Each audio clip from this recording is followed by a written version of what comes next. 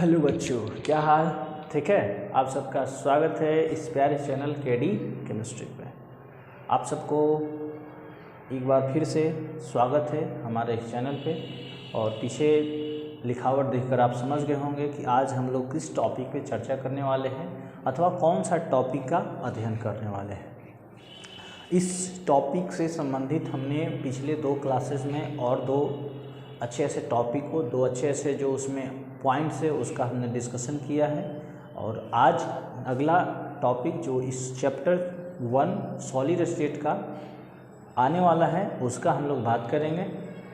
तो क्लास को स्टार्ट करें उससे पहले अगर आप हमारे चैनल पर नए हैं तो हमारे चैनल को सब्सक्राइब करें और बेल आइकन को ज़रूर प्रेस कर दें ताकि जो भी नोटिफिकेशन हो वो आपके पास जल्दी से पहुंच जाए।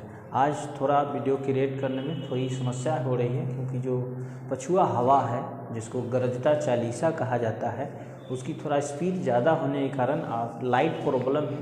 इसी कारण विथआउट लाइट एक क्लास हम शूट कर रहे हैं आप लोग के लिए। मतलब धूप का सहायता से ही सुबह से नहीं आ पाए थे क्योंकि लाइट ही नहीं आ रहा था। तो देखिए कब तक वेट किया जाए, तो अभी आए हैं और धूप के सहायता से ही उधर से आपको दिख रहा होगा कि हमारा जो प्रतिबिंब है वो बोर्ड पे पड़ रहा होगा क्योंकि लाइट नहीं है। विथआउट लाइट ये क्लास क्रिएट किया जा रहा है इस वीडियो को, ताकि हम नहीं चाहते हैं कि आपका कोई नुकसान हो, ठीक ना। तो चलिए हमारे चैनल को सब्सक्राइब कर दिए हैं तो ठीक है, नहीं तो चलिए क्लास को आगे बढ़ाते हैं। हमारा टॉपिक क्या है? हमारा टॉपिक है, देखिए NCERT I1.3।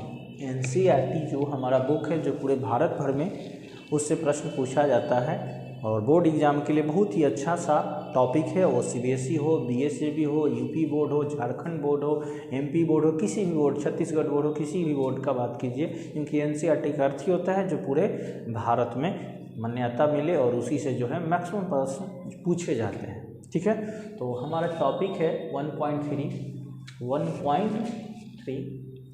क्या है देखिए। क्वेश्चन क्या है? Classify each of the following. Classify each of the following solids as ionic, metallic, molecular, covalent और अमोर्फस। हमने हिंदी भी लिख दिया है ताकि जो बच्चे इंग्लिश मीडियम वाले हो उनको कोई परेशानी ना हो, जो हिंदी मीडियम वाले हो उनको कोई परेशानी ना हो सके तो आने वाले दिनों में हम दोनों separate, one side Hindi one side English, अथवा इंग्लिश वाले का अलग और हिंदी वाले का अलग कोशिश करेंगे।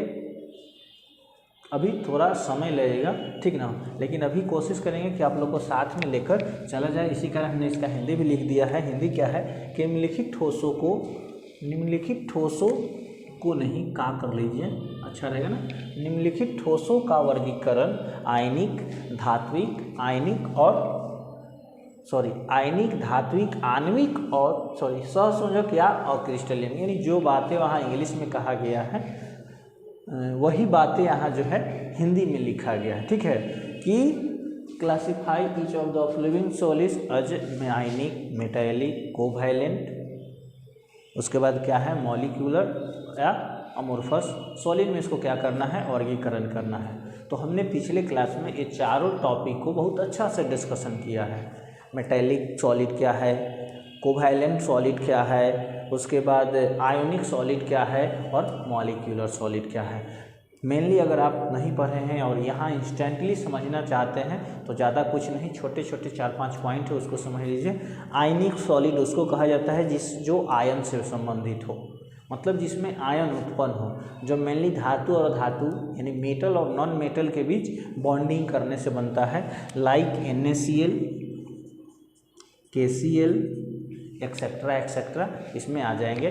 उसका बाद है दूसरा है हमारा क्या, मेटेलिक जितने भी मेटल्स होंगे, मेटल से बने अलॉय होंगे और भी बहुत सारे कंपाउंड होंगे जो सिर्फ और सिर्फ मेटल से बने होंगे, मिश्र धातु में सब आ जाएंगे। तो वो सब क्या हो जाएंगे हमारा, तो वो सब हमारा हो जाएगा क्या, मेटेलिक सॉलिड। थर्ड है हमारा क्या, कोवैलेंट, तो जो साझेदारी शेयरिंग के द्वारा एक दूसरे से इलेक्ट्रॉन शेयरिंग के द्वारा बॉन्ड बनाएंगे वो हो जाएंगे कोवैलेंट यानी सहसंयोजक, अथवा इसका एक और नाम है नेटवर्क या जालक। जबकि जो फोर्थ है हमारा वो है हमारा क्या, मॉलिक्यूलर। वो अरेंजमेंट इधर उधर हिंदी इंग्लिश हो सकते हैं, उसमें ध्यान दीजिए। 4 टॉपिक है।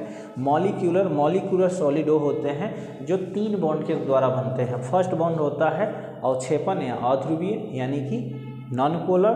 थर्ड होता है पोलर यानी डाइपोल क्रिया के द्वारा बनते हैं। और थर्ड जो होता है हाइड्रोजन बॉन्ड यानी हाइड्रोजन आबंध के द्वारा बनते हैं। यानी जितने भी अणु से संबंधित होंगे वो सब मॉलिक्यूलर हो जाएंगे यानी आणविक हो जाएंगे। और लास्ट है हमारा क्या, अमोर्फस सॉलिड यानी कि अक्रिस्टलीय ठोस। तो अक्रिस्टलीय होते हैं जिनकी शेप जो होता है यानी ज्योमेट्री या बोल सकते हो आकृति वो फिक्स नहीं होती है। ठीक है, तो आज हम इस सब को देखते हैं और हमने इसी कारण पहले इसको नोट कर दिया है ताकि ज़्यादा समय ना लगे। तो एक एक करके हम सब आंसर कर लेते हैं। देखिए एक प्रश्न है, पहला हमारा क्या है, tetra phosphorus Deka oxide. Tetra phosphorus Deka oxide यानी P4O10। P4O10 तो P4O10 किसी का अणुसूत्र है। ना तो ये आयन में टूटेगा, ना ही साझेदारी के द्वारा संभव है, कोवैलेंट बना सकता है, ना ही तो इसमें कोई मेटल्स दी नजर आ रहे हैं, और ये अक्रिस्टलीय तो है ही नहीं। तो ये हमारा एक काम करते हैं ना, पहले अरेंज कर लेते हैं। पहले अरेंज कैसे कर लेते हैं, 4 तो है ना, एक हमको छांटना है कि इसमें आयोनिक सॉलिड बनाना है, सेकेंड बनाना है मेटैलिक, थर्ड बनाना है हमको मॉलिक्यूलर सॉलिड, और फोर्थ है हमारा क्या, कोवैलेंट अथवा नेटवर्क इसी को बोला जाता है, और 5 है हमारा क्या, अमोर्फस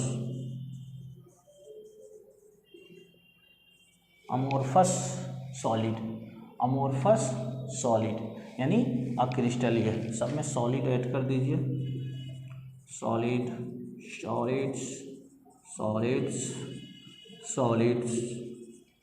आयनिक ठोस, धात्विक ठोस, आणविक ठोस, सहसंयोजक ठोस और अक्रिस्टलीय ठोस।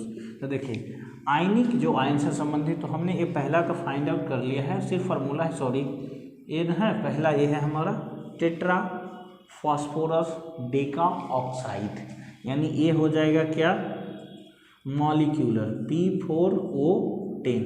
ये किसी का अणुसूत्र है, ये किसी का क्या है, अणुसूत्र है, तो ये इसमें आ जाएगा P4O10। ठीक है, अब उसके बाद देखिए अमोनियम फॉस्फेट, ये आयन में टूटेगा, इसका फ्यूजन कीजिएगा तो ये टूट जाएगा NH4 प्लस में और PO4 3 निगेटिव में, PO4 3 निगेटिव में ये टूट गया, अतः यह आयोनिक है, NH4 ऑल थ्राइज PO4, 2 कर लिए हमने। उसके बाद तीसरा SiC, देखिए सिलिकॉन कार्बाइड, SiC का पूर्ण नाम क्या होता है, सिलिकॉन कार्बाइड। और सिलिकॉन कार्बाइड जो एक कोवैलेंट बॉन्ड के द्वारा सॉलिड का निर्माण हुआ है। क्यों, क्योंकि सिलिकॉन पे +4 चार्ज और कार्बन कार्बाइड आयन है, इसलिए इस पर -4 चार्ज, दोनों बॉन्डिंग किए और ये आबंध बना, ठीक ना।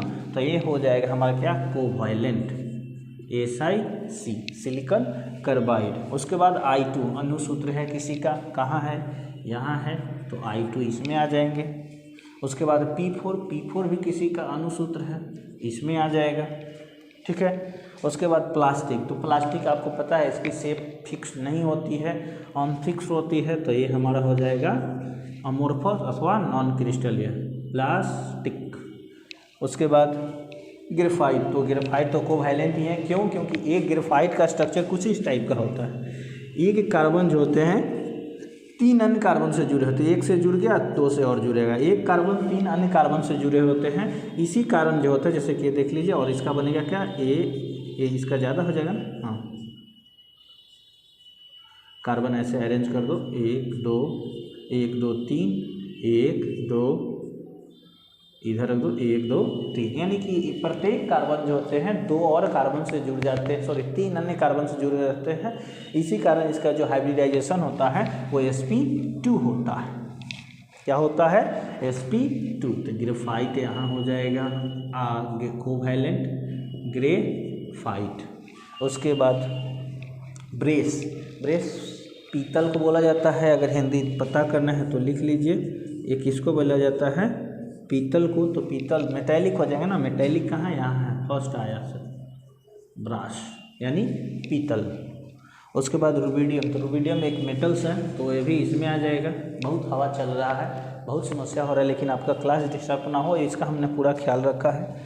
उसके बाद है LiBr, Li को भी फ्यूजन कीजिएगा तो Li प्लस में और Br माइनस में टूट जाएगा, तो यह भी ये क्या है, आयोनिक LiBr। उसके बाद सिलिकॉन, तो सिलिकॉन देखिए कार्बन के जैसे गुण वाला, यानी उसी के जैसा प्रॉपर्टी वाला है। क्यों? क्योंकि ये सब एक ही ग्रुप में है, कार्बन सिलिकॉन। ठीक है, तो यह भी क्या हो जाएगा, यह भी हो जाएगा कोवैलेंट। तो देखिए बहुत जल्द और आसानी भाषा में जो था हमने इसका बंटवारा यानी कि चुन लिया, हमने इसको कलेक्ट कर लिया कि कौन किस किस टाइप का सॉलिड है। तो इसको आप नोट कीजिए, हम साइड हो जाते हैं।